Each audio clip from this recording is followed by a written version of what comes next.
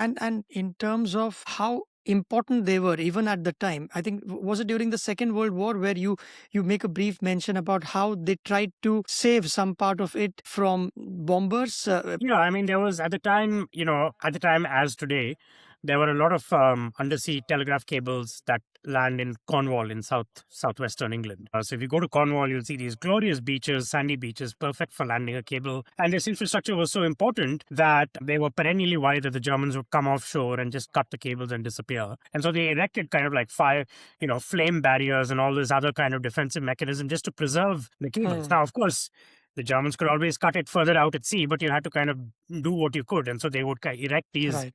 defensive mechanisms closer to shore. Hmm.